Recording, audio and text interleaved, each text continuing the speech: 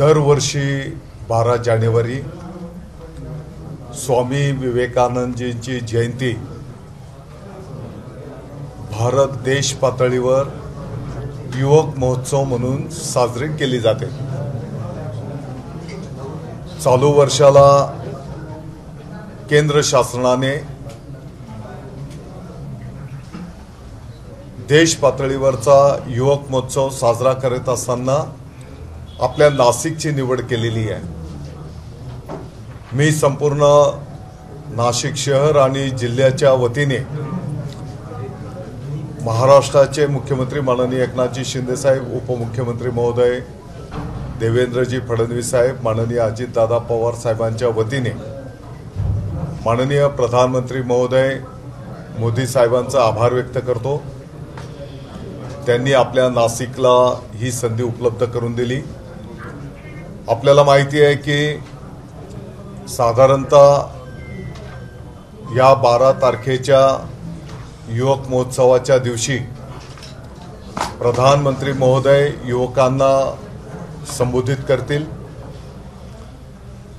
दुग्ध शर्करा योग असा आहे की स्वामी विवेकानंदजींच्या जयंतीच्या 12 जानेवारीलाच राजमाता माँसाहेब जिजाऊंची पण जयंती आहे आणि म्हणून हा अतिशय भव्य दिव्य कार्यक्रम आपल्या नाशिकमध्ये संपन्न होणार आहे।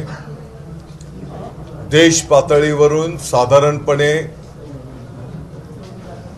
प्रत्येक राज्यातून एकूण साधारण 8,000 युवक युवती या कार्यक्रमाच्या निमित्ताने आपल्या नाशिकमध्ये येणार आहेत। 12 तारखेच्या पासून 16 तारखेपर्यंत वेगवेगळ्या क्षेत्राशी संबंधित कार्यक्रम त्या ठिकाणी संपन्न होणार आहेत। त्याची माहिती ऑलरेडी यापूर्वीच आपल्याला देण्यात आलेली आहे आणि मग स्पोर्ट्स असेल, सांस्कृतिक असेल, विज्ञान असेल, अशा वेगवेगळ्या क्षेत्राशी संबंधित कार्यक्रम त्या ठिकाणी संपन्न होत असताना या क्षेत्रातल्या स्थानिक युवकांना पण त्या ठिकाणी स्थान उपलब्ध होणार आहे।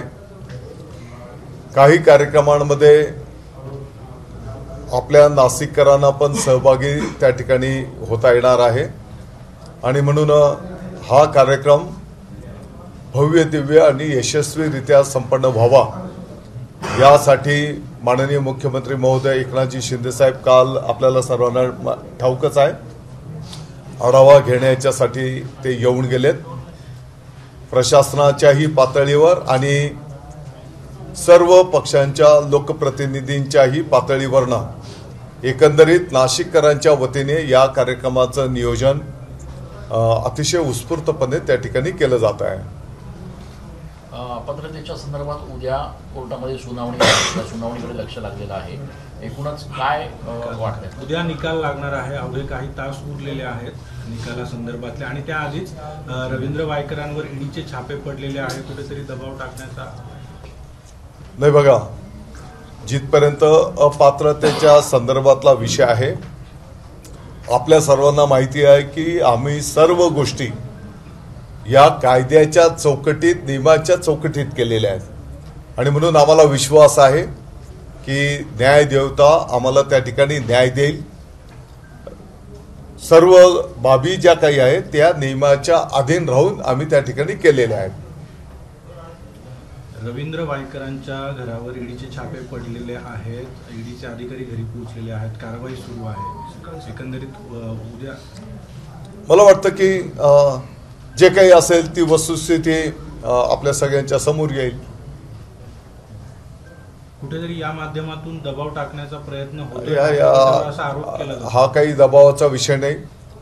मला वाटतं की काही वर्षांच्या पासूनची ही प्रक्रिया आहे, ते काही काल परवा अचानक आलेला हा विषय नाही।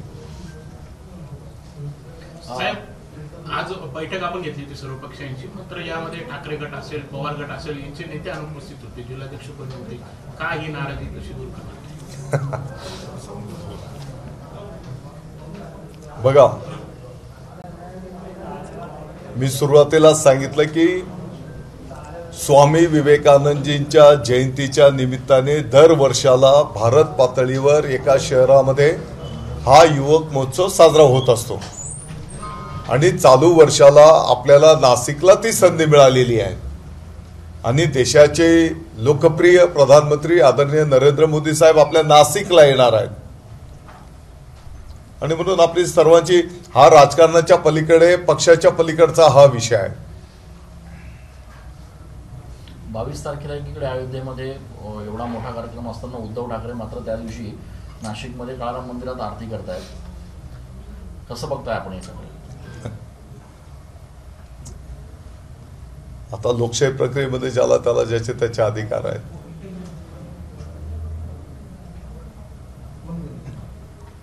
आपल्या सर्वांना आनंदाची आणि अभिमानाची गोष्ट आहे. गेल्या 550 वर्षापूर्वीचं संपूर्ण भारतीयांचं जे स्वप्न होतं आणि प्रामुख्याने हिंदू हृदय सम्राट शिवसेना प्रमुख माननीय बाळासाहेब ठाकरे साहेबांचं जे स्वप्न होतं की अयोध्येच्या राम जन्मभूमीमध्ये प्रभू श्रीरामचंद्रांचं भव्य दिव्य मंदिर झालं पाहिजे आणि देशाचे प्रधानमंत्री आदरणीय मोदी साहेबांच्या नेतृत्वाखाली त्या मंदिराचं लोकार्पण 22 तारखेला होणार आहे. आम्हा शिवसैनिकांच्यासाठी ही जास्ती महत्वाची आणि आनंदाची गोष्ट आहे. ठीक आहे. आणि आपला सर्वजण नाशिककरांना पण विनंती आवाहन करू.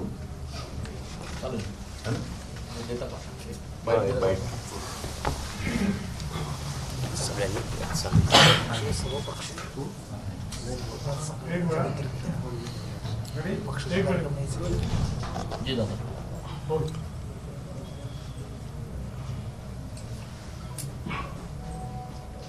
स्वामी विवेकानंदजींच्या जयंतीच्या निमित्ताने युवक महोत्सव आणि दुग्ध शर्करा योग, राजमाता मासाहेब जिजाऊंची जयंती. मला वाटतं की मी संपूर्ण नाशिककरांना विनंती आवाहन करतो, ही जी एक सुवर्ण संधी आपल्याला या निमित्ताने मिळालेली आहे. माननीय प्रधानमंत्री महोदय मोदी साहेब युवकांना आणि आपल्या सर्वांना मार्गदर्शन करणार आहेत आणि देश पातळीवरनं जे 8,000 युवक आपल्या शहरामध्ये येणार आहेत आणि 5 दिवस वेगवेगळ्या क्षेत्राशी संबंधित कार्यक्रम संपन्न होणार आहेत. तर या सर्व कार्यक्रमांमध्ये आपण सहभागी व्हावं. आलेल्या 8,000 युवकांचं युवतींचं आपण उत्स्फूर्तपणे, आपली संस्कृतीच आहे आणि नाशिकची तर वैशिष्ट्य राहिलेलं आहे, पाहुण्यांचं स्वागत करणं. त्या पद्धतीने आपण सर्वांचं स्वागत करावं. त्या निमित्ताने शहराचं स्वच्छता सुशोभीकरण आणखी मोठ्या पद्धतीने कसं करता येईल याही दृष्टिकोनातून प्रशासन पातळीवर कामकाज चालू आहे. आपणही त्यामध्ये सहभागी व्हावं, सहकार्य करावं अशी मी विनंती करतो. आणि या कार्यक्रमाच्या माध्यमातून ऐतिहासिक वारसा असलेल्या आपल्या नाशिकचं देश पातळीवरचं नाव आणखी सकारात्मक अधोरेखित कसं होईल त्या दृष्टिकोनातून आपण सर्वांनी आशीर्वाद आणि प्रयत्न करावेत अशी मी विनंती करतो. एबीपी माझा, उघडा डोळे बघा नीट.